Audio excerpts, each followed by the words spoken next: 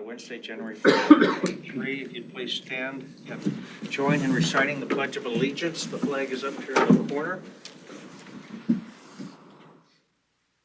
I pledge allegiance to the flag of the United States of America and to the republic for which it stands, one nation, under God, indivisible, with liberty and justice for all.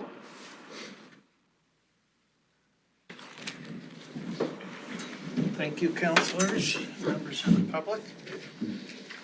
Next order of business is discussion items. Please note that identifying them as an action item does not require City Council to vote on this item today.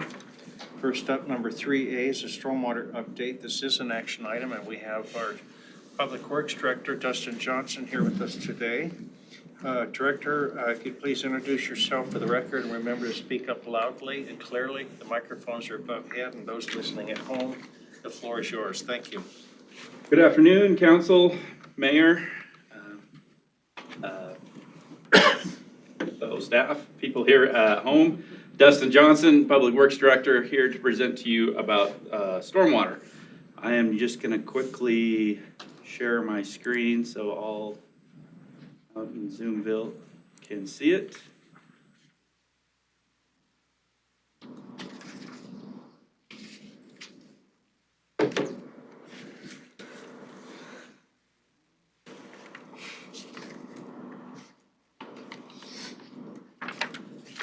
They're underway.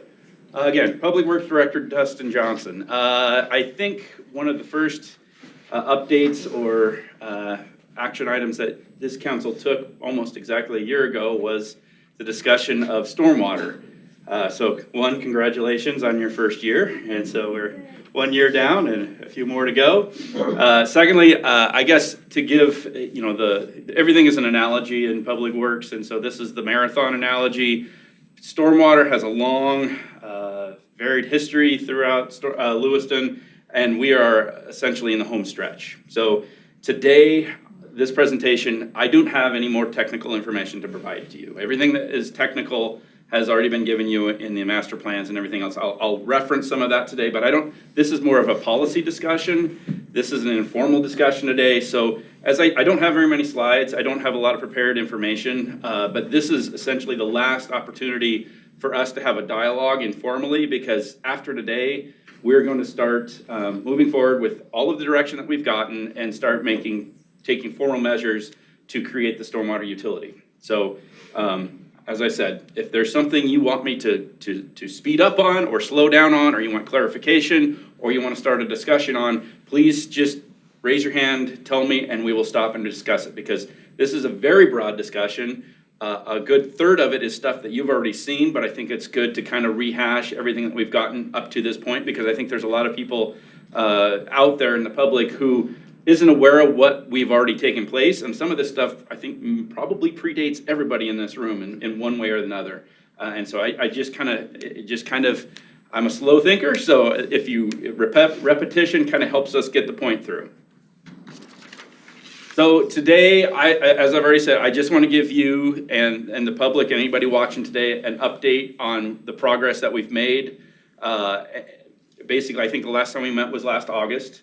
I'm giving an update of what staff has done since that time. Gather, again, the last chance for some informal feedback for us moving forward, and then kind of, some of the work that we've done. We've been meeting with some public agencies, and so I want to give you, this is kind of the first chance where staff took what we've discussed in some of our, either our formal actions or informal actions, road tested it, went out there and met with some impacted public agencies, and I'm coming back to you today to give you some of the feedback. And I did invite all of them, and we do have a couple of them here, so I invite you, if I'm not clearly communicating the feedback that we did receive, they may better clarify what was actually discussed in those meetings. Just a quick, as I said, stormwater obviously goes all the way back from when it started raining in Lewiston, but the immediate impact of what we were discussing today is starting in November 2020, the MS4, that is a acronym. It is Municipal Separate Stormwater Sewer System Permit. It's a federal mandate. We don't have a choice. It took a little over a decade or two to get that permit issued from the EPA. It's administered by the State Department of Environmental Quality. That is a permit that is issued to the city that we have to meet. There are requirements in that. There's water quality standards, there's public education, there's maintaining the infrastructure that we have. So people ask, why are we doing this now? That is essentially the seed that is driving this utility discussion. We don't have to create a utility, but we need to find a funding source to fund all of these requirements and the maintenance of these the stormwater infrastructure and the discharge that we have with that infrastructure. Moving forward into 2021, we adopted the Stormwater Master Plan. Some of these documents, and going back to it's becoming an old phrase, but COVID, a lot of this stuff was driven going upwards into 18, 19, 20. COVID hits, so it kind of stalled out. And so a lot of these documents you may see, like the Stormwater Master Plan, a lot of that information was drafted by consultants and staff early, probably 18, 19, and then kind of went on the shelf because we couldn't have public hearings with what was going on with COVID. So, but essentially the master plan identifies, just like any other master plan that we have with our other utilities, water, sewer, and now stormwater, we identify how our system operates, where it's deficient, and how we can make it better. And so we adopted that master plan. That's a very technical document. It's not something that should get very political because it is identified this pipe is bad, this pipe is good, this is the one we need to replace. 2022, again, this utility fee study that we adopted by the council, again, was stuff that was done pre-COVID, but again, just based off of all the information that was disseminated from the master plan says, here's how you could fund this with a user fee or a utility. And so it basically took all of your capital improvements that were identified in your master plan and said, if you ever want to catch up on it, here's how much it's going to cost to do it, and here's how you're going to charge. There was different concepts that rolled out in that, and so that was kind of the basis that we used to start drafting this stormwater utility. In 2022, which was the last time we met and talked about stormwater, we had that conversation. I'll get into the details of what we discussed in that meeting, but that was when council directed staff, this is what we're comfortable talking about as far as funding the utility. After that meeting, I think I may have communicated it to you, but the mayor and a handful of staff went out to some of these public agencies that would be impacted by the utility. And these also were the same agencies that took issue with previous utility that was adopted probably 15, 20 years ago. So we wanted to get out in front of that to say if there was agencies, the first ones we wanted to talk to let them know this is where we're going, this is what we're seeing, please give us some feedback. So that is all that has taken place since we last spoke. And this is a rehash of what we've already talked about, a recycle slide. So if you remember, how are we allocating the cost? And so generally, stormwater in the city of Lewiston drains in two directions, towards the river and away from the river. And so we broke it out into two separate drainage service areas. Drainage Basin 1, which is, if you remember, the consultant called it Pipe Town. That's the one that basically goes down the hill towards the rivers. And that is Pipe Town. So that it's a little bit more urban, has a lot of pipe networks, maybe some retention ponds, and ultimately drains towards the river. That one has more deferred maintenance. It's older, obviously. And so there's a little bit more cost in the capital to get it caught up to speed, whereas Drainage Basin 2, which drains kind of towards Tammany or Lindsay Creek, it is more, I want to get away from defining them as the orchards and downtown or anything like that, because you can see within that map that orchards still, there's a lot of parts of the orchards that still drain towards the rivers. It's all the topography of where it drains. But Swale Town, swales are cheaper to maintain than pipes because they're above the surface. And so the capital improvements that are required to maintain those systems and upgrade them are a smaller bit. So I think the next slide will show the different costs that are attributed to the different service areas. You could see, based off of feedback, that there was a stormwater a group that was put together probably 5 years ago, and the decision was to use a ERU, equivalent residential unit, of 4,500 square feet. So that's much bigger than a typical ERU, just because that was felt it was more fair because of the large lot sizes that are in Lewiston. And typically, and for a residential, house, as long as you're under the 4,500 square feet of impervious area, you're gonna be one ERU. There's not a lot of credits, there's not a lot of discounts available. If you have a residential unit, you pay one ERU. If it's a 2,500 square foot lot or a 4,500 square foot lot, it's one ERU. And so that's obviously the bulk of the number of accounts that we have within the city. But it gets much more complicated when we start talking about massive amounts of, car lots and storage units and malls. There's obviously a lot of ERUs in some of those areas, and some of those areas have, drainage basins. Some of them are built, many decades ago and have no really consideration for stormwater runoff. So this was the last slide, I think, that we saw as a group. Laying it out, we discussed all of, we basically broke it down and gave the council 6 different options. One option was the no change. We always give you that option. We just keep doing what we're doing.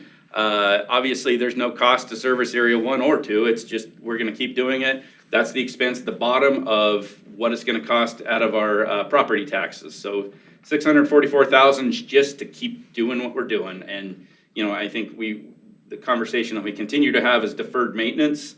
So stormwater is in the hole and we're still digging. And so that means we're just gonna continue what we're doing. Option 2 is basically saying we're gonna defer that. We're gonna create a utility, but we're not gonna increase any revenue to address what we're doing. And so we called that just rearranging the chairs. And, staff kind of felt like that's a disservice. So if you're gonna create a utility and somebody's gonna pay a utility, you're expecting you're getting something for that service. Well, no, we're just keeping on what we're doing. So, you can see the percent of capital, that's only 12%. So we're not gaining any, we're just continuing to lose ground on the capital that we're doing. And also the compliance, to stay in compliance with a report, with our permit, we're maybe a quarter of the way of funding that need. So that obviously isn't really an option. Now we get into the options 3 through 6, where we start looking at, okay, staff says you cannot not be in compliance with your report or with your permit. So everything on the bottom is 100%. We're gonna comply with our MS4 permit, and then the rest of the money, whatever's left, we're gonna put towards capital. And so you can see there's the 25% capital, a 50% capital, 2/3 capital, and 100% capital. And as you can see, 100% is $10.60 in service area 1, and $7.75 per ERU per month in service area 2. The direction staff was provided from council was that we were going to go with full capital. And so that was the message we got, and that was the message we passed on to everybody that we met. So that is everything that we've talked to date. So is there anything that we want to talk about before I move into what we've accomplished since we last met? I have a question. That bottom line, there's city expenses per year from property taxes. Could you just explain that line? Yeah, so that stormwater steering committee felt with the original utility, asked that when this utility was formed, that the city participated in the utility. And so this is speaking to roads and right of way. Any impervious area that the city is not exempt from paying the utility. So the more you charge per ERU, the more you cover, the more you're gonna pay for roads. And so, yeah, you can start seeing as we increase the amount of the utility, the more the city's gonna have to pay. And so that's gonna be coming out of the property taxes. So you're not gonna be paying stormwater, the $644 that we're paying now, but let's just use it a 10-year example of 50%, now you're gonna pay $340,000 to cover your share of the right-of-way, the streets, and if it's all the way up to the 100%, you're gonna pay $480,000. Again, that was the direction that we were given within the master plan. That is a policy discussion. I just need to understand the numbers, because it seems like, say, a 10-year versus a 5-year, on a 10-year plan, you're collecting less money on an annual basis than you are under the option 6 full capital. You're collecting more from fees. Yeah. So does that mean that you're gonna be more dependent or less dependent on property taxes? You're gonna be less dependent on property taxes. You're just gonna have more revenue So on the left-hand column, it says city expense per year from property taxes. Is that accurate? Then there would be more expense from property taxes under option 6 than 4? So you're gonna be, from option 6 to option 1, that is, you're saving $200,000.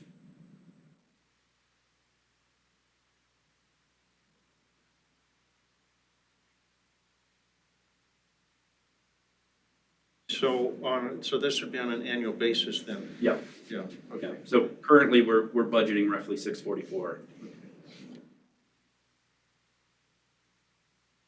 Mr. Mayor. Councilor Lidke? Thanks.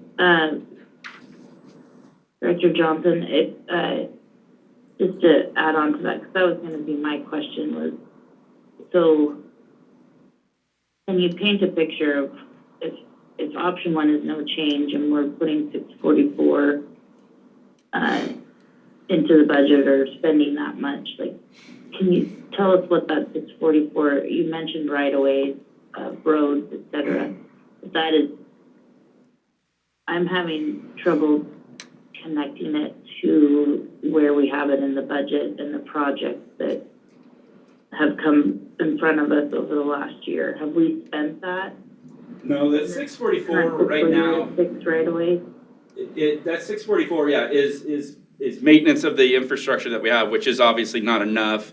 It's deferred capital, or it's, we have a section that's dedicated to, I think you've probably heard the Joe Hall Ford project, that we put I think about $100,000 a year away for that project. And there's a stormwater rapid assessment tech position that goes out, and we currently have been doing our best to video and monitor this. There's odds and ends that are we use that money for. I don't have obviously in front of me the breakdown of what that budget is, but it is about 644 in operations and a little bit of capital. Okay, thank you. And then just a quick follow-up. So if, because I think when we talked about this before, we were strong with the 5 and 6, but if you go off of that bottom line, it looks like really the better deal for taxpayers is that option 4. But it's a little nerve-wracking to try to sell this plan when estimated is under each of those line items. And is there a way to gauge how close are we in that estimation? I was going to give that info. Well, I don't have that information, but I was going to give an update on my next slide. Because I guess I will go real quick into that. Generally, what we're doing right now, since we've last talked, it's turned out to be a pretty heavy lift that I wasn't even aware of for staff, because what we're doing, we're interfacing what goes on with utility billing and our GIS data management. And so, when somebody comes in and says, let's say they're a commercial property or any of these public agencies that we've met, and says, well, how much is my bill? I have to go through, we have to sort all of this data to tell you how much, property ownership, tie it to a utility account, and then program, plug in, what is your cost per ERU. And so the hope is here in the next couple months, we will be able to run some modeling, just say, give me an address, or I can come in front of you and say, here's an example of an address and an account, and here's what they will be paying out of the utility, and then this is exactly what will be, the city will, at that point, obviously, we will be able to run what the city will be paying, and those estimates on the bottom line will go away. It's the chicken and the egg thing. I want to get this out front and not spend too much staff time, because it like I said, it's going to take, we're 6 months in an 18-month process to get all this data sorted and get the processes put in place. But if there was any changes in how we operate, I wanted to make those changes on the front end rather than get in the back end and have to go back and undo the work that we've done.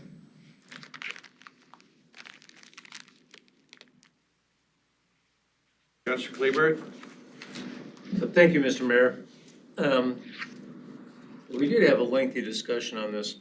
I guess for the public that may be watching or the people that are here, The fact of the matter is that money that, you know, the city spends, if we can collect some money, that's money that pays for potholes. Every dime that goes into where we're currently at, every dime that goes into maintaining the stormwater structure comes straight out of the transportation budget, roads and streets. So if we don't have an extra funding source and, you know, yeah, people, I understand it's $10 a month or whatever, but the fact of the matter is we have to address the stormwater issue we've got in this town. Obviously, I don't know if anybody drove up the Grapevine the other day, but we just had a hillside slough off and covered both lanes of travel. Had the road closed. You know, I'll ask a question on that later. But we got some eco blocks in there, some gravel to stabilize it. But, no, we have a problem in this town. And every dime we put into the stormwater that dime is coming out of fixing pavement, potholes, cracks in the streets. That's correct. Thank Yeah, and it's hard to have the conversation because I know, obviously, you know, everything has gone up in price, including property taxes. The deferred maintenance on this system, and it's not just pipes underground, it's the ditches, it's the streets, it's the crack, it's sidewalk. Those costs have not gone up, or not gone down. In fact, they've gone up considerably in the last couple of years. They're not going away. We can turn our back on them as long as we want, but they're not going away. And they only get more expensive over time. Director, I have to ask my question again because I'm still confused. Maybe I just am slow today. So, under option 6, full capital, how much do we pay in property taxes annually for our roads? In which scenario? Option 6, what is the city's expense per year from property taxes under option 6? Option 6, out of property taxes, well, and that's, again, a budget, I mean, I don't know where else it would come from, but the city will be assessed their own utility, $480,000 for option 6. That's just for their stormwater surface area. Yeah, for their stormwater service area. Yeah, I'm sorry, I understand it in my mind, but trying to explain it to somebody and now that, yes, the city will be assessed $480,000. Okay.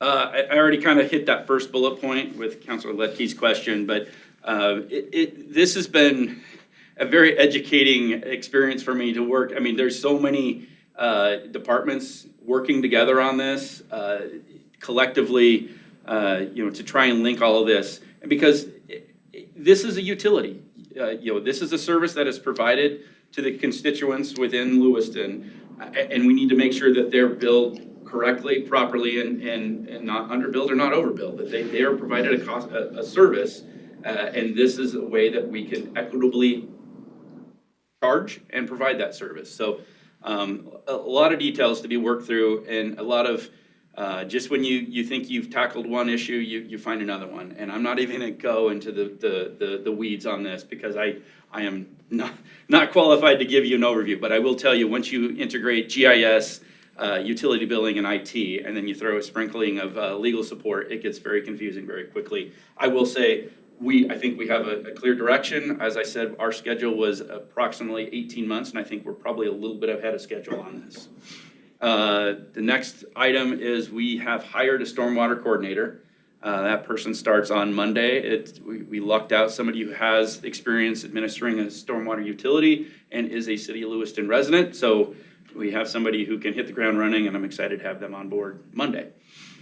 Now, to talk about, as I've already said, we met with local public agencies, and we wanted to kind of get, road test some of these things that we've already discussed here at some of these work sessions. And you can see the list: the school district, the port, ITD, Nez Perce County, Lloyd, and LCSC.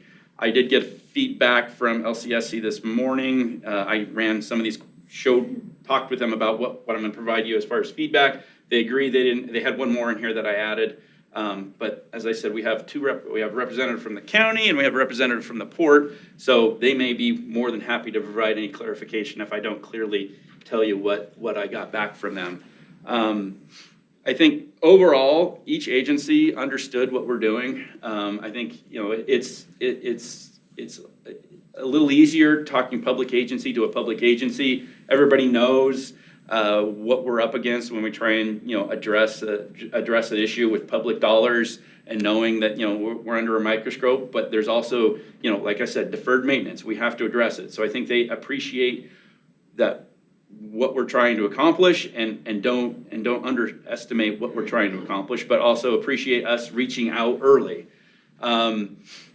Also, they're public agencies. So the question is, typically a public agency, most of them are not used to paying any taxes. So when you come to them and say, this isn't a tax, this is utility, well, can you defer it and put it back into property taxes? What about user fees? Are there any other sources of revenue? Are there, and it's a business discussion. I mean, we sit there and we talk, and it's a legitimate question, and I'm not sure, that's a discussion for you guys, not for me. I can tell you what the industry standard is for establishing ERUs and how we operate enterprise funds, but this is why we're here. This is why we're talking about it. It's a policy discussion. I think we early on we all acknowledge that the timing of this and how we roll this out, not just to the public but to other agencies or commercial entities out there, it always has an impact on their budget. So the last thing we wanted to do was to roll this out at the 11th hour and surprise everybody and say, here, this is another bill that you're going to have to pay. So to make sure that we get out front and identify, this is what it's going to be, and here's what your impact is going to be. How can we help you understand what this is, and is there anything that we're not understanding from your perspective?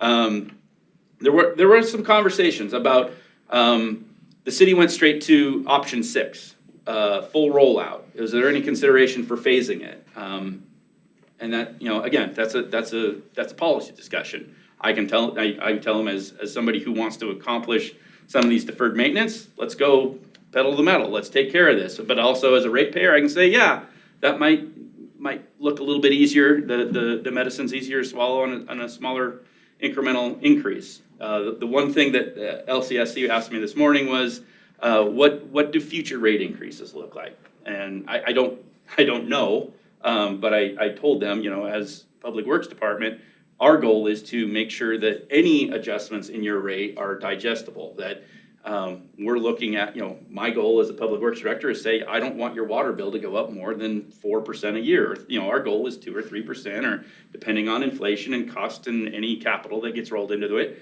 we want to administer these utilities at an acceptable rate, because, I guess my motto is, it's easier to budget, whether it's a business or a personal budget, if it's 2% incrementally every year, you kind of depend on that. But if you're going 0, 0, 0, 10, 0, 0, 0, 20, you kind of get blindsided at times. And so I guess the way we run water and sewer is we want to make it, we're going to look at operations, we're going to look at cost of operations, and we're going to look at capital, and then we're going to roll that in and see how we're forecasted out, and try and keep all of our rate adjustments at a playing field. And then the question, availability of credits, they're built into the ordinance is draft ordinance that hasn't been adopted yet, is credits. So as I said, there's the MS4 permit, there's minimum control, or there's requirements within it. One is public education and outreach. Typically, you work with the school districts or colleges to get your word out to the community or the kids or whoever else. So there are credits for public education and outreach. There's other ways, if you're co-permitted with some of these folks, to get availability of credits. Then there's credits that are available to everybody, or at least for commercial properties, that you build you invest in your property and you reinvest in the stormwater facilities, so you have less runoff. You'll get credits for that. So there's a variable level of credits that are available to the different entities out there. So outline that, and there's each permit brings more requirements, and so there may be credits that I'm not even aware of at this point. And then I guess the question is, what could or would be exempt from public government agencies? And my answer was, it's a utility. So everybody pays, there's the circuit breaker for water and there'd be a circuit breaker for stormwater, but there's not really any exemption because it's a utility. You're provided a service, and so government agencies pay their utilities just like anybody else. So that was the feedback I got. I don't know if there's anybody else out there that wants to provide any clarification or questions from the council. Commissioner Havens, did you want to offer any comments today, or you I just? don't think so. I wasn't prepared to, Okay. and just acknowledge we did have a discussion about it. Well, thank you for being here. Mr. Corbett, is there anything you'd like to offer? The only thing I have to If you wouldn't mind just coming up, because the microphones are up here, otherwise nobody's going to hear you. Please just introduce yourself for the record. Thank you. Scott Corbett, General Manager, Port of Lewiston, and we did have a good discussion, and Dustin characterized it properly as a good business-based discussion. The only thing I would add is the port commissioners are concerned about the amounts. When we break down option 6 for the port, you're talking about around $120,000. And for our budget, which is very different than the city of Lewiston's budget, obviously, that becomes a much bigger issue at around $10,000 per month. We were a part of that group that back in 2011 did have discussions and challenged this in court. And our commissioners would also have concerns that those items that the Supreme Court mentioned in that particular case really haven't been cured. We're just sort of rehashing where we were back in 2011 all over again. So those would be the only thoughts that I would have to add to the council. Thank you for the chance. Councilors, comments for Mr. Corbett? No? Okay. Thank No, you. it'll be a general comment. Councilor Kleberger? Yeah, thank you, Mr. Mayor. And I was on the council at the time when that got challenged, and it went to the Supreme Court, and they judged that it was a tax as opposed to a fee. Because at the time, the way it was written, the court found that in order to pay a fee, you were going to be a direct recipient of a benefit. So you're paying a fee, you're getting a service. But because it was so broadband on all the other properties, some of them didn't fall underneath it, but they might have to pay for it. They called it a tax. And that's why the case got thrown in the court. I'll defer to legal on that, but this was a big deal. And we refunded every dime. At that time, the council that was in refunded every dime back to everybody that the money was collected from. Collected it for 2 years. My comment on that is that also set our street budget back at least 3 years, because that money all came back out of the streets budget.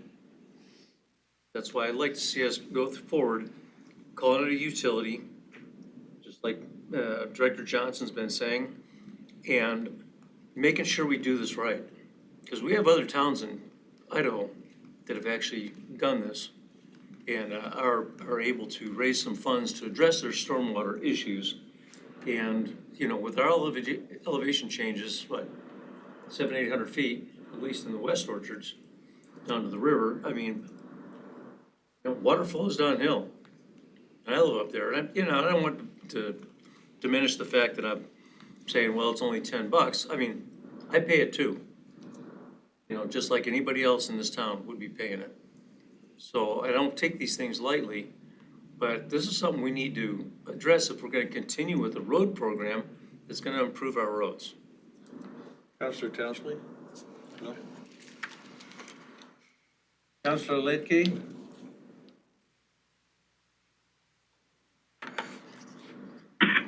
Thank you. I guess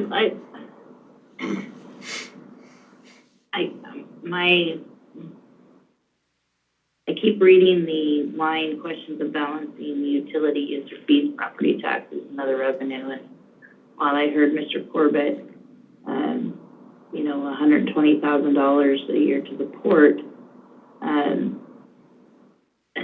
that they have a limited budget, I think what we need to figure out as a group, including agencies like the port and other government agencies, like the school and things, the county, whoever is involved in this conversation, when we talk about balancing, I think that the property tax owners have been taking the bulk of this. And when we continue to hear these conversations, there are two words that just continue to stick in my mind, and that's deferred maintenance. And how long can we continue to go? While I understand that things like higher education are dependent on a budget given to them by the state legislature, et cetera, you're still, I think, it was Councilor Kleberg, and I don't see everybody that well, but mentioned that, you know, are you a direct recipient of the benefits of the stormwater? And if so, then I think we have to include you in this conversation. I feel like we need to figure this out, obviously. I think Mr. Corbett also mentioned, have we cured everything that was brought up in that prior court case? It doesn't sound like that on an official level, but we also need to be in compliance. And so one thing that if I could ask Director Johnson, and I think that's where people are a little confused as to why are we bringing this up if we've been sued and lost before, is that compliance component. Who do we need to be in compliance with? Why are we not in compliance? And what is the steps to get us in compliance? Because I think when we have these conversations, all we see is a fee, and we see now another amount of property tax burden, but we're not really seeing what's that end product. What are people actually going to get through that compliance measure? Yeah, I can speak to, you know, the lawsuit obviously does, you know, depending on who you speak to, the lawsuit, whether it truly dissolved it or the city decided to dissolve it themselves, there was a lawsuit and the stormwater utility was dissolved. That lawsuit was the basis of any new utility created in the state of Idaho. So if you go look at city of Coeur d'Alene and even the city of Moscow, which just created one in the last 2 years, both cities referenced that lawsuit as how their creation of the utility clears that challenge within the court of law. You know, and I've referenced it once already, the ordinance that's been drafted, it's draft ordinance, it hasn't been obviously adopted yet, but and a lot of this stuff was, as we're going through the master plan, all of the effort is put in the front end so we can kind of have this policy discussion on the back end. It is clearly called out why, within one of the, you know, compliance with Lewiston Independent School District #1 versus City of Lewiston. So it is clearly called out within the ordinance of why this utility formation is different from the other one and why it would meet the parameters set forth on that old lawsuit. And I don't even pretend to be an attorney, but I would defer to the city attorney. But this would, same thing with Moscow, same thing with Coeur d'Alene. Nobody has challenged those. This one obviously hasn't created yet, so nobody can challenge it. But we've run through the consultants and our own legal staff to review it and say it meets the parameters of state law and that previous court case. Not to say somebody couldn't challenge it and then bring it back, and this could be thrown out, but I believe myself and previous staff and the consultants that have reviewed all of this are confident that this one would hold up in the court, you know. But again, I'm not an attorney, and I'm not going to try and tell you that I know for a fact this is bulletproof.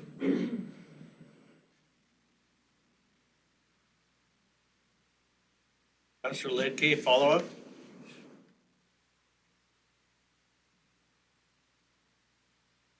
Thanks, Mr. Mayor.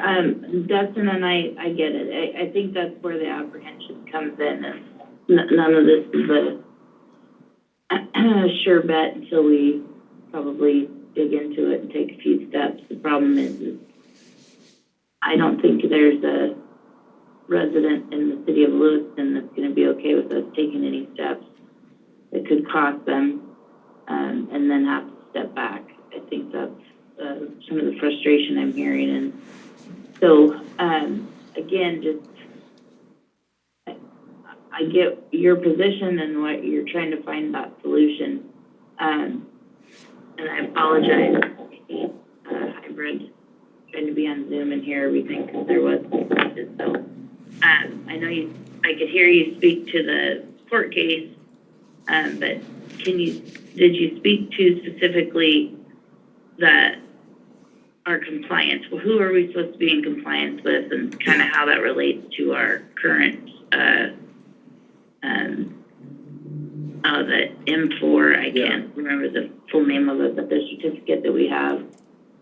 Yeah, so the MS4, that is a national requirement, so any cities that are basically 50,000 people or larger, going back all the way to the 80s, there was something called Phase 1, and that was larger cities, so Seattle, Spokane, Boise. Boise's the only Phase 1, and so this happened way many years ago, and so they were brought in, and so as Phase 1 was taken care of, they rolled out Phase 2. So that's where it's starting to umbrella out, and so this is an EPA mandate where these communities, and I think this is my third community that I've worked in, I think in my third state, that has an MS4 Phase 2 stormwater permit. And these, so it's a 5-year permit cycle. We're on our second year of our first permit, and so it steps it up. And so there's requirements, as I said, there's minimum control measures. So there's public education and outreach, there's maintenance, there's I can't remember all of them, I think there's 6 minimum control measures,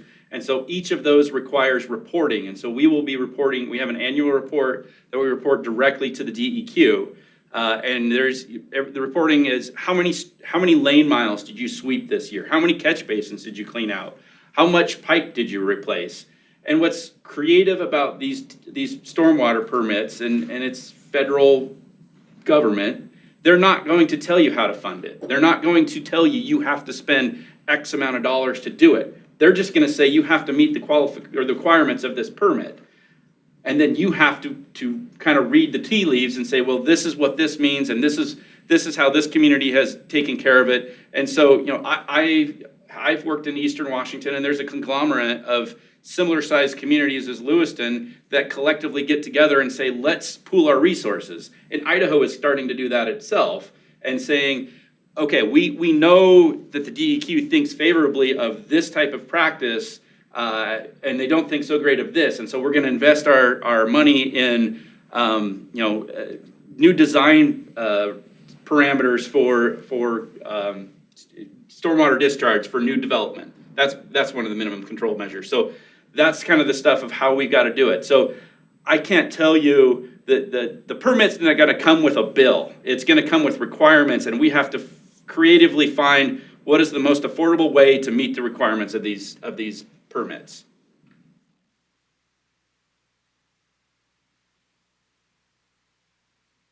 Thank you. I don't have anything further right now. Thank you, Counselor. Counselor Spicklemeyer. Thank you, Mayor. Can we go back to the rate slide? Yep.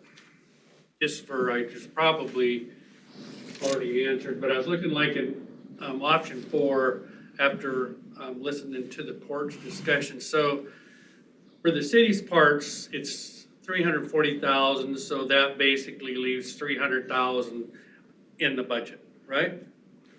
Say that again. Option 4, Yep. down at the bottom, the city's expenses. Yep. Is 340. Yep. So what we pay now, the 644. Yeah, so there's a savings of 300,000. So, and if you go up, you have the small homeowners, but then you have the larger ones like the port. What the percentages are, like, he mentioned his would be about 10,000 a month. What would that drop theirs down to? Well, it'd be probably a 30% reduction. So it's something a little bit more palatable to. Okay. And so we're clear, I didn't call it out in this meeting, but that 5-year, 8-year, 10-year, so the recommendation within the master plan was that we have a 5-year project cycle. So you turn over your projects every 5 years, so you're keeping up with the project. So 40 years means you're gonna incur more projects than you're gonna finish. 5 years means you're gonna cycle through that. So that means we're gonna cycle through our projects half as long, which, is that the right number? I don't know. Thanks.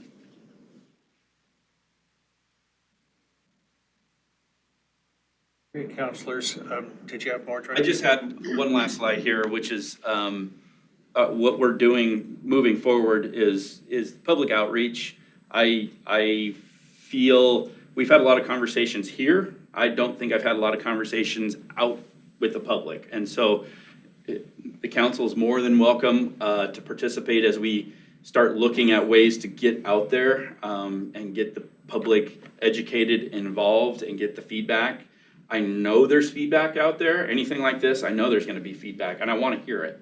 And we haven't had much yet, so over the next year, I plan on, whether it's utility billing flyers, social media, I've worked with our PIO, we're going to start rolling out some of that information, town halls or open houses or whatever we got to do to take it to the people so they can participate and get some real good feedback from them. And then, as I've already outlined, the stormwater ordinance, we have a few tweaks we need to make. It was drafted probably in 18. We've updated it a little bit, and legal will finish it off, and we'll probably have it in front of the council for formal adoption. I may bring it to a work session just so you guys are familiar with what's in it, so you can take a look at it before you adopt it. So that is that. The stormwater ordinance is, as I've already said, kind of outlines what the city's right is to create this and the parameters of how it will be operated, and then obviously sets the fees within it. And then our schedule currently is at today, I will tell you, we will be prepared to roll this out January 1, 2024. I may update you and say we ran into some snags, but as I said, we're 6 months into an 18-month process, and I think we're maybe a month ahead of schedule. So I think we're doing okay. And with that I don't have anything further. Councilor Kleberg? Thank you, Mr. Mayor. So as part of our permitting process, that was like part of the NPDES, Yep. correct? I don't know how many acronyms they can throw out. I know it. I remember several years ago, I was talking with Brian Bladd, who's the mayor of Pocatello. And of course, the Portneuf River runs through there. They have 11 discharge points. They had a big storm event, and I think what ended up happening, it was over a 2-day period, that they were in violation on 11 discharge points. And they were fined almost $100,000 per violation. That's per day, times 11. And basically what it ended up was, they already had a project federally funded that was between Chubbuck and Pocatello. And it kind of ended up a little arm wrestling over, are you gonna get this interchange, or are you gonna pay your fee type of deal. And I don't know if you met Brian or not, but it was a big deal. I mean, we're talking like a $2 million fine. And we have a 50-year storm event here in this town, or a 100-year storm event in this town. I can guarantee you, we're gonna be out of compliance, and it's gonna cost money. So the only way to cure it is to start fixing the infrastructure. I mean, I don't think I can be any more clear on that. It's and every time we spend $1 on pipe, it's one less pothole. So I'll just, throw it out there for the council to think about. Okay, councilors, in the memo that we were provided today, there are 3 questions that staff needs some feedback on. First one is the proposed schedule for the utility rollout adequate? Do we feel like January 1 is a good go-live date? Number 2, is the council still supportive of the rates? Which we heard some testimony on that today. And then lastly, are there any questions, concerns, or edits? Which I think we've talked a little bit about today. So before we let Director Johnson go, if you have some feedback for your fellow council members, now would be the time to provide that, because time is going to go quick. And we need to let staff keep moving so they can complete their job. So is the schedule adequate? And how do you feel about the rates? Councilor Towsley. Yeah, thank you, Mr. Mayor. I believe that Mr. Johnson has carefully laid this out for us, and he believes that we can have a rollout on January 1st of next year, and I have no issue with that whatsoever. I'm still supportive of the proposed utility rates. which one we're gonna choose is gonna be a discussion that we have, but we have to get something in place. It seems like stormwater is the linchpin of what we try to do with infrastructure within the city. And if you wanna keep repairing potholes and everything else going on, it's all based on what water does more than anything, I think. Anybody that has any issues with water in their home knows the city is that's just a microcosm of what the city deals with. And I've just been doing that, so I'm well aware of it. And I don't think I have any more questions. I appreciate what Dustin has given us for this, and it's certainly plenty. I think it's important that we have these open meetings, that people attend those meetings, and that we do everything we can. Offer them popcorn. I used to run a lot of meetings for schools and offer them popcorn. People like to come and eat popcorn and talk about things. Honestly, it's worth it. That's about it. Counselor Forsman? It's like you read my mind. Did I raise my hand? No. Yes, I was Yes, right. you did. I did. Sorry, I'm tired from infants, so lack of sleep. I appreciate you doing the information that you gave us today. Was very helpful. I think I'm good with the January 1st. I feel like that gives us a year to hammer out some details and figure out what the best option going forward is. And I agree with Towsley that which one we go with is still needing to be discussed. So I'm not set exactly on which one I would want to go with on that, but I think that this gives us time to continue to hammer out the details. And people complain about potholes in our town all the time and our roads. So if we want it to continue to better Lewiston, I definitely think we need to find a path forward. But hopefully that works with the public as well, and that we're not just obviously unloading a bunch of cost on them, something affordable. So I am okay with the current plan going forward. Counselor Schroeder? Thank you. I am definitely appreciative of reviewing again, and it's something that is not easily understood or explained, and I appreciate your tenacity to do that. I'm very excited that we do as many outreaches as possible. I think in the past, we've seen really good results when we've done that, and people coming, so I'm a promoter of that. And your rollout for January 1 of 24, I'm fine with that. I still believe that we should go for 6, but at least 4, 5, or 6. And where we can find what our agencies, like the school district and whatnot, is going to work the best for them. It's kind of, would be, in my opinion, a determining factor of which one we go with. But anything less than that, we shouldn't even consider.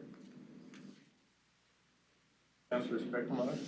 And just to follow up, I agree 100%. And to me, I think that there's a very good explanation. And I think that every effort and dollar we spend on our public education is going to pay dividends. When we finally come down to it, people will understand it. If it's in the paper, if it's a public meeting, whatever it is, I think that a good explanation, like what you put, and Councilor Reberg, it makes sense, it's like, okay, now I understand, but when you just show up with a bill that says you're gonna get a $10 a month fee for stormwater, it's like, it's already running out of my yard, I don't care. So, Explain that sentence. Counselor Lidkey, final comments on this topic?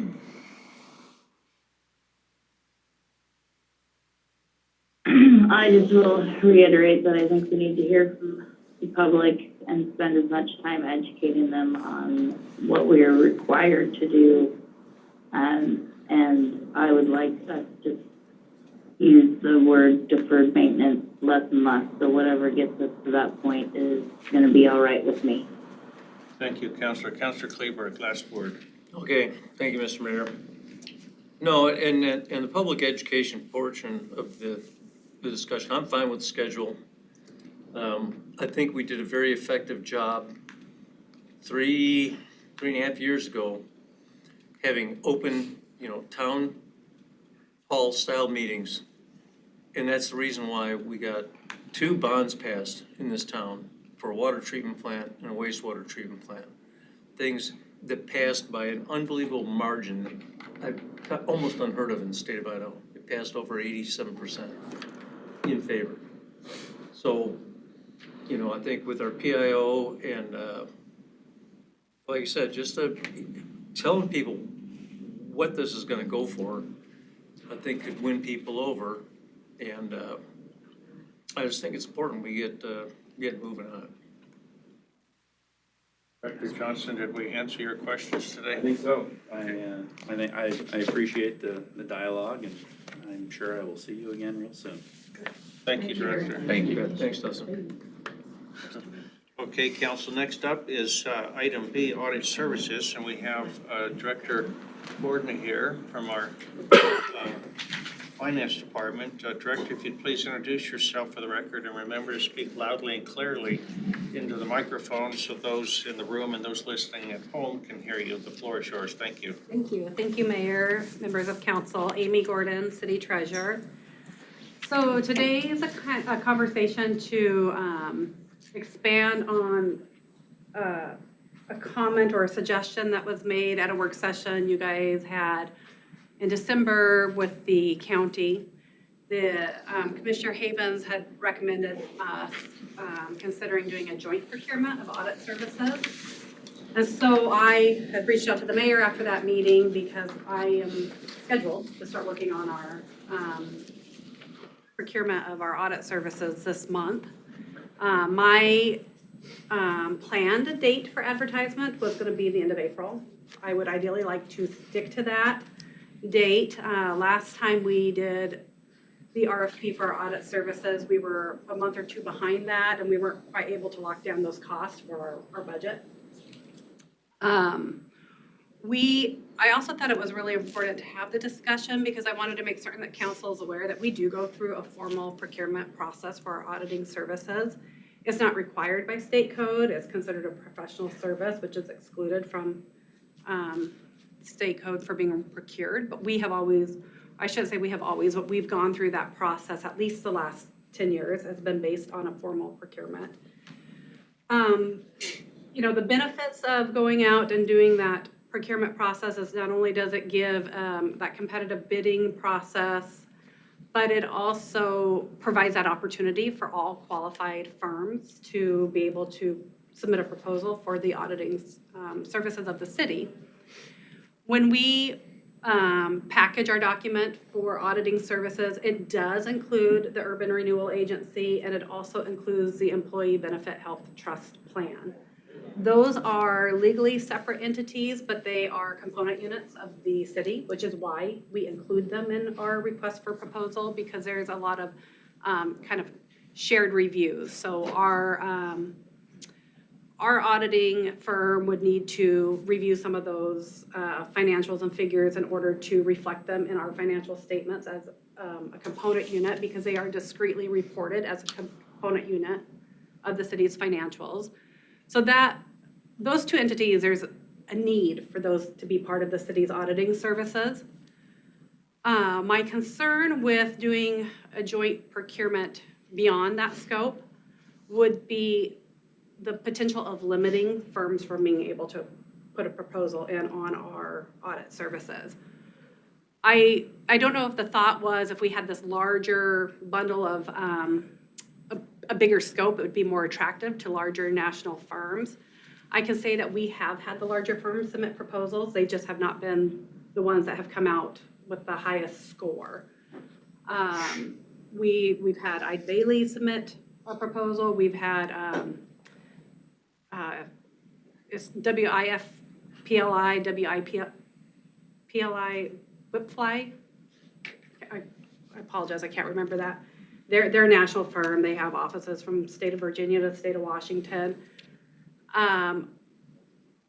The concern I have is we don't want to make our scope so big that a firm wouldn't have the capacity to bid on put a proposal in on our auditing services.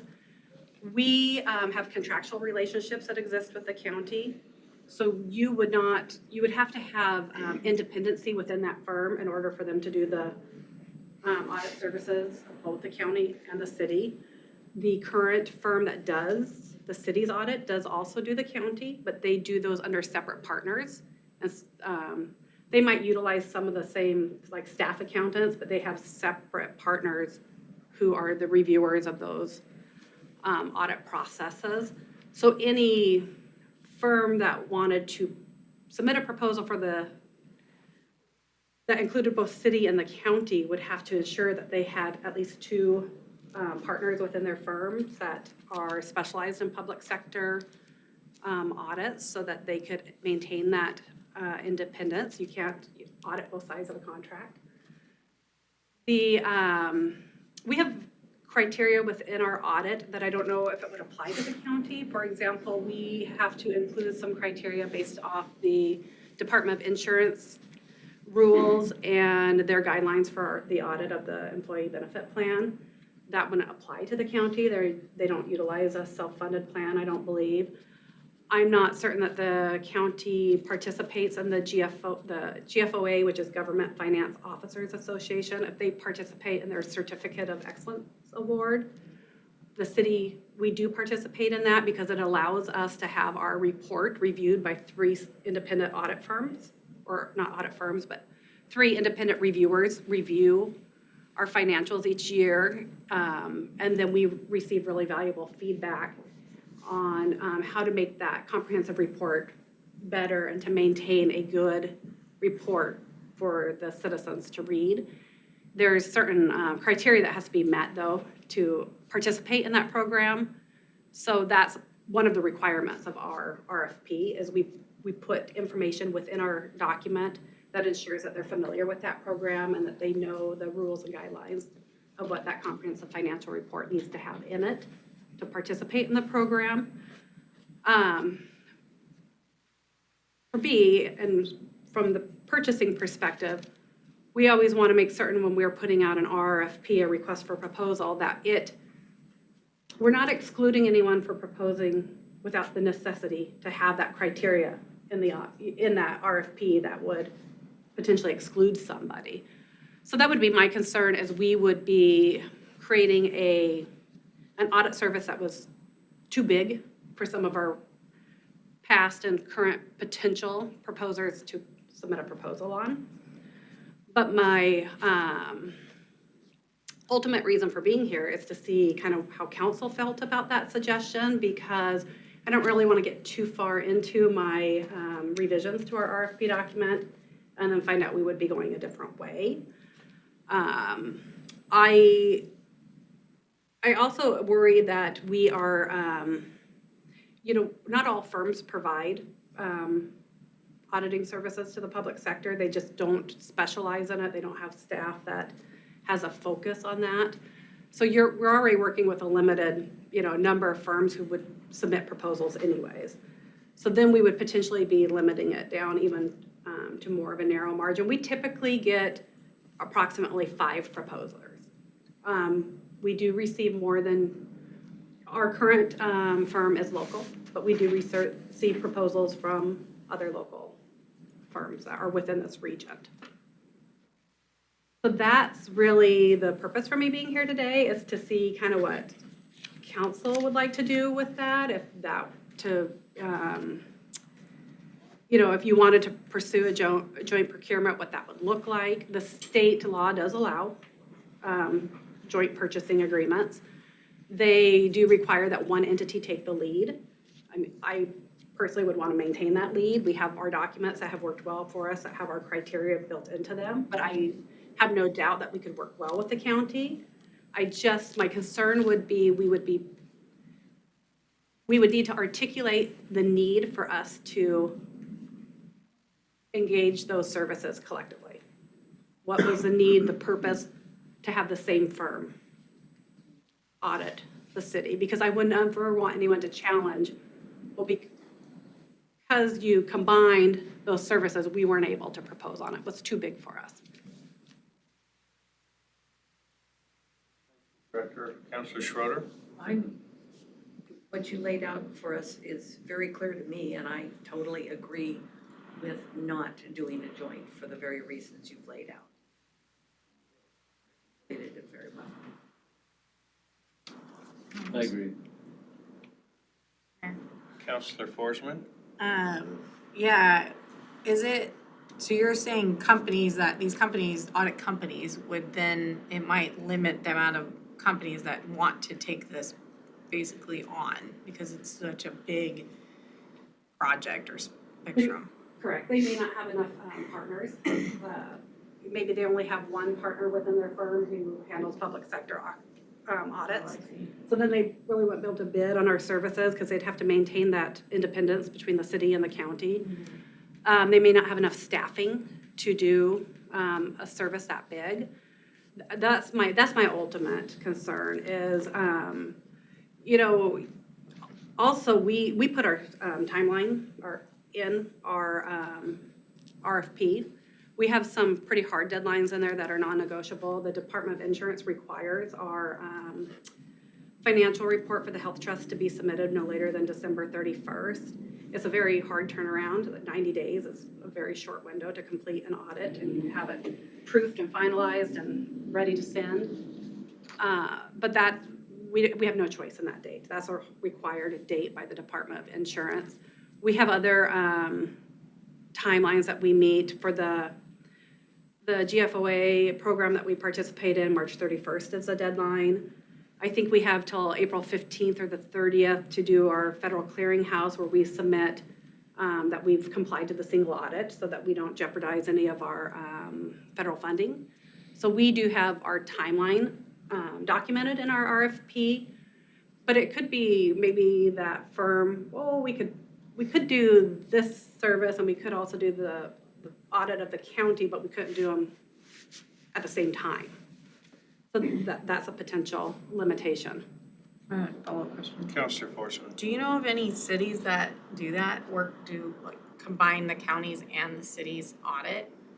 Well, you wouldn't be combining the audit. We would still have separate financial reports. The URA has a separate financial report, the Health Trust has a separate financial report, and the city has one.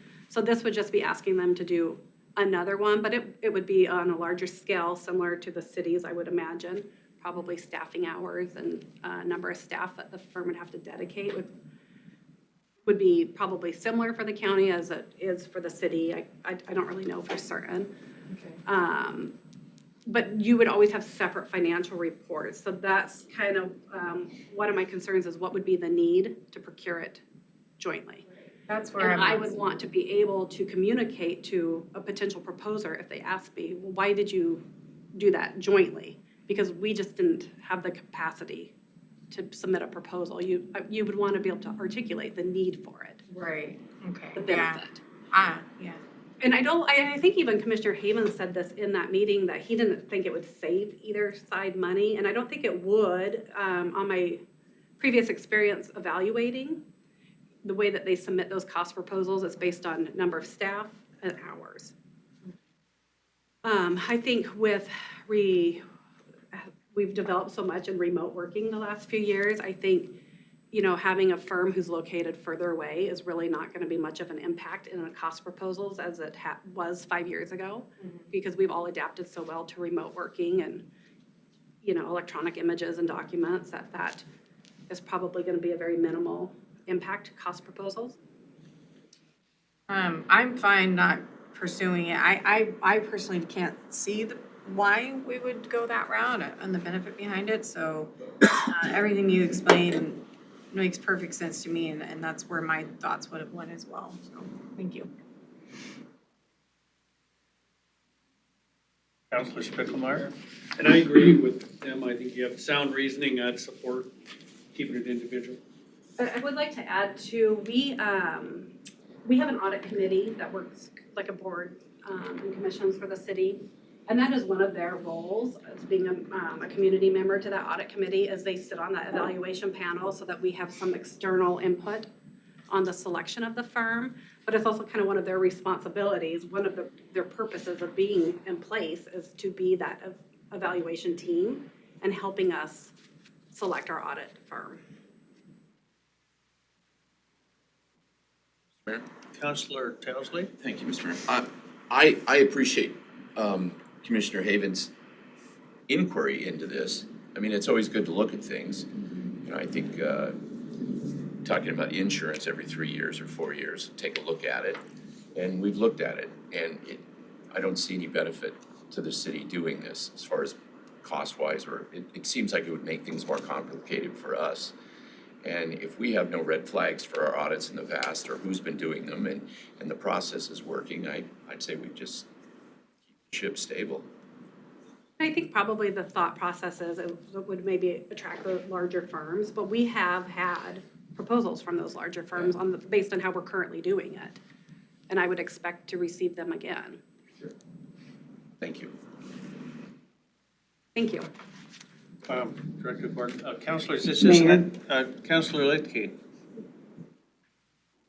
If I could just weigh in quickly, and I won't speak for Commissioner Havens, but I will say that Amy is correct that he said he probably wouldn't save any money. The direction I believe he was going from was that because we've been in a lot of meetings involving finances, our auditors have shown up, and some of the things that we're hearing from the public is, the separation that Director Gordon spoke of different partners providing that service to keep that arm's length away from things like the URA and our trust within the city. And so my interest in looking at that was not necessarily to partner, but to look at, can we create that distance through the RFP process? Because I agree, I don't even know that we can match up timing-wise when we're due for a new RFP, and so somebody happens to take the lead. I think both the city and the county have enough issues on their plate right now that that's probably not a top priority, but I would just encourage the audit committee to take a real look at that and look at, is the current provider able to provide those arm links so that we can really give a true and accurate picture to the public, as I do believe that with property taxes the way they are and the ask of department heads as we move forward, I think we're going to need to be able to show that we've made the effort to really give them a clear picture and maybe even mix things up a little bit. So I just wanted to add that 2 cents. Thank you, Councilor. Did you have a response, Director? I don't really have anything to add to that. Included in the packet was our latest RFP document from our most recent one, and it included the evaluation criteria. And so you can kind of see what is based off. Cost is part of it, but if I remember correctly, and I didn't really want to request the evaluation packets from last time because I didn't really know if that was proper with, sitting on an evaluation panel here within a few months. But from what I recall is we evaluated on all the criteria except for cost and kind of narrowed it down to 3 firms. And then we opened up those cost proposals to then weighed in the score of the cost proposals to make kind of that final determination. So it's a blend of what's most cost-friendly to the city, but also making certain that it is somebody who meets the other criteria that is set in the RFP. And the areas that we do focus on is their experience with other governmental entities within Idaho. We do request that they be able to provide Idaho clients, and that the purpose of that is so that we know that they're familiar with the Idaho State Code. And then we also request evidence that they have participated in that comprehensive financial report so that we know that they're familiar with those the qualifications to meet the criteria for that program. And Director, don't the auditing firms, don't they kind of get audited themselves? I mean, there is an overview process to make sure that there's some integrity in the work that they're doing. Yes, and that is a requirement within our RFP that they have to submit their most current peer review. Firms do go through a peer review. I can't really speak to what that all entails, but that is something that they're required to have done as a review of their own services. It's interesting because we have actually had a firm submit a proposal who did not have a good peer review, but the evaluators' reaction to that was kind of mixed. There was, some of the people on the evaluation panel that said, oh, red flag.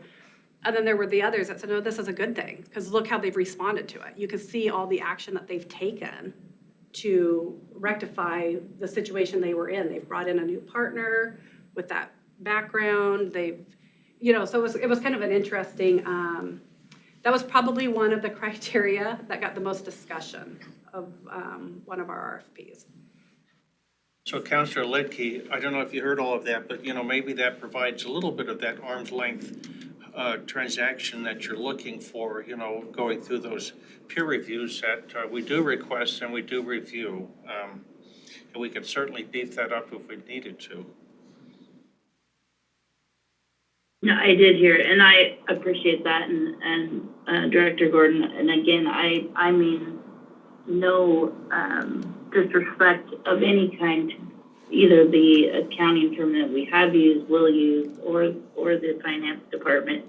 I just know that if we could get that particular information out for the public, it might ease some of their concerns that have come up. So I ask those questions really to hopefully educate those that will pay attention, or if the paper is present, they can maybe help us educate as well.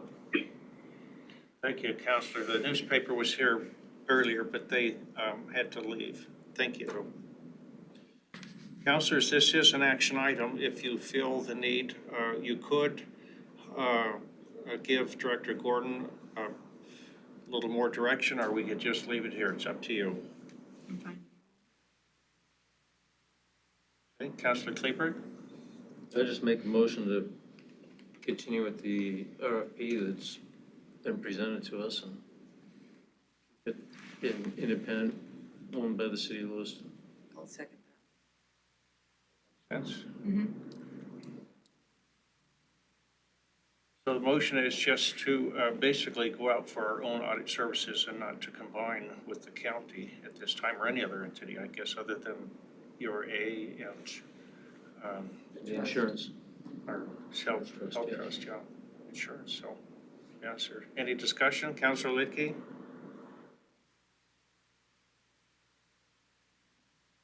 No discussion. Thank you, Councillor. Hearing none, those in favor, please signify by saying aye. Aye. Opposed, same sign. Motion passes. Director, thank you for your presentation. Yeah, I'll just leave a parting comments, which is, we do structure this so it can continue for 5 years. It's a minimum recommendation of the Government Finance Officers Association, just for continuity purposes. But it all does have the wording in there that we can end the agreement at any time after that first year with proper notice. And then you guys have the full RFP document from our last one. And if you guys have any questions or comments, if there's any questions that you might have on like why is a specific criteria in there, or any comments or suggestions, I will be working on the document. So I would welcome that at any time. Thank you. Thank you, Director. Next up, item 3A, Metropolitan Planning Organization. We have an update provided by our Community Development Director, Shannon Crowe. Director Crowe, if you'd please introduce yourself for the record and remember to speak up loudly and clearly into the microphone. The floor is yours. Thank you. Shannon Grow, Community Development Director. I'm here today to say we did it. Yay! For those of you who don't know what that means, this has been a 2-year-long process. And with every decennial census, the Census Bureau takes a look at how to qualify urbanized area census blocks. And we looked at their proposed criteria from 2 years ago and said, if you do this, and what they were proposing is to not count people per square mile, but household units per square mile. If you move forward with this proposal, it would take away our urbanized area status of over 50,000 people in population. So we're by state area. It is parts of Nez Perce County, part of Asotin County, and then the city of Asotin, city of Clarkson, city of Lewiston. We had to engage with, I presented to the council 2 years ago and asked for support. We did a letter campaign. We got legislative representatives to help us. The Census Bureau wasn't listening to us. They didn't care. So we had to get power behind us. And we did through Crapo's office and McMorris Rogers, Fulcher, and Senator Murray's in the tail end of it. So we were able to lobby enough to get the Census Bureau to take another look at that criteria, and they did change it. They did keep it at household units, which is unfortunate, and I'll talk about that in a minute, but they changed it so that areas like ours were still comparable, that we were not gonna drop down in population simply because they were changing the way they qualified blocks. So in the transportation world, an urbanized area over 50,000 means direct transit allocations. It means direct STP allocations, which is the federal funding, road funding that builds the roundabouts and builds the big projects in town. It also is MPO planning. It's also the MPO itself. So we saved about, by kind of putting all our efforts here, we saved about $2 million a year for the region in transportation funding. So we are still not happy they went with household units. The reason why is in 2010, this area's population was 51,924, according to the census. For the 2020 census, it is 54,798. Does that mean we only gained 3,000 people in the last 10 years? No, and that's the problem with them changing household units. When you count something differently, you're no longer apples to apples, and that's gonna be for the nation. And so that's unfortunate, but we were more concerned about the status of the urbanized areas, so the Census Bureau did kind of give us concessions, if you will. I don't know if it's a huge reach to say that it was our area that really worked to get their attention. It just felt like we were on an island. It was very complicated, people didn't understand how it affected them, and they just didn't, they would write a letter to the census. Well, that does not help you. So it was not just us, it was about 50 areas in the nation that were gonna lose their urbanized area status. So, moving forward, we still have the MPO. It will do another 8 years until the Census Bureau might change it again. But they personally reached out to me and told me that we made it in.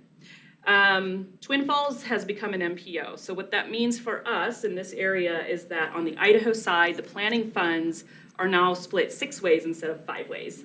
And so we'll get a little bit less in planning funds. It also means that STP allocations are reallocated to the 6 areas because it's the small urban pot is what it's called. So we will see some fluctuation there. On the Washington side, the Olympia area became a TMA, Transportation Management Area, which means they have over 200,000, and it shifts some funding over there too. Our partner MPO in Washington, Walla Walla MPO, also made it in. We didn't think they were going to, but they made it in with 50,013. So they squeaked in, and they're very happy about it. So anyway, I was just here to give you this update and let you know that it was a long 2 years, but we made it in, and we're very happy. Good job. Councilor Townsley. Yeah, that's wonderful news, thank you. How's that gonna impact people here in Lewis, Minnesotan and Clarkson? It means we don't lose the funding. So what would have happened had we dipped below is that we no longer would get direct allocations. So like Lewiston Transit would have had to compete on the state level and probably would have had a pretty good reduction in transit funding, which would have meant if you wanted to keep the same service, more property tax would have had to come into that budget. And so it's keeping us in the same status and getting about the same funding. We don't know how that funding will fluctuate for another few months. Councilor Townsley. Does that mean that we can be seriously looking at adding that third route that we had been putting on hold? So there was a couple projects in the transit realm, the third route, as well as moving the offices to the community center to better serve the riders there, and the community center stop. So yes, now, Suzanne was watching for that to happen, and we can confidently move forward with those projects because the MPO and the funding is intact. That's great. That's wonderful. Thank you. Councilor Claiborne. Yeah, thank you, Mr. Mayor. Just a follow-up, and thanks, Shannon, for all your hard work on that. We did receive an email from Suzanne around to all this, and, I've been involved in the MPO for a long time. I think this is a huge win for our area, no doubt.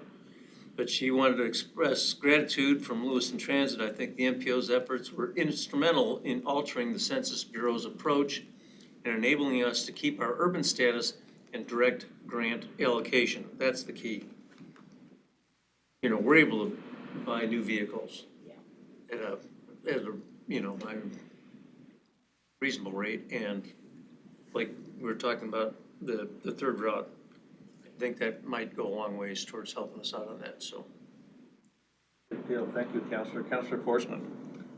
What difference would it make if they did do instead of the whole household, like individual, is what you said, right?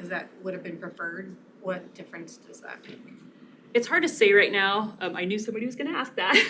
And the reason why is because until I get the map to look at what blocks they're now saying qualify, then I have to look at the old map and compare what blocks did not make it in, and then do a population analysis. Okay, so it could exclude certain It could. people or areas. Yeah, like for example, if you go further out in the orchards or further out in the heights, the less dense it gets with household units, they may not have made it into the urbanized area, but it doesn't mean that we're not getting all those allocations. Right. What mattered was the over 50,000. Right, the funding didn't change, it would have been more, okay, Yep. focused. Okay. Yep. Well, thank you for your efforts in that, your team, that is awesome, and it sounds like a big win for Lewiston, so that's exciting. Counselor Lidke, did you have a question? I saw your hand move. I didn't know if that was to, yeah. Oh, it was a dog, or dog call. Dog has Okay. a question. We have a comment from Paw Patrol. Pomeranians. Yes, I don't have a question, for Shannon, but I do wanna say thank you. I think your efforts will, pay dividends for the next 10 years at least, so thank you. I think that, this is one of those ways that we can say that, the hard work that will pay off will lessen the burden of the taxpayer, and I think these are the kind of things that we need to share more often, so thank you. Thank you, Counselor. Counselor Spicklemire? Thank you, Mayor. I just want the same thing. Great effort for your team and congratulations. Job well done. Thank you. Thank you, Director. Counselors, that brings us to the end of our agenda. Oh, gee. Just when we were warming up. Yeah. Do you want me to adjourn? I make a motion to adjourn. Second. Been moved by Counselor Forsman, second by Counselor Shore that we adjourn. Is there discussion? Hearing none. Those in favor, please signify by saying aye. Aye. We stand adjourned. It's like, Thank be you. quick. Thank you, Counselors.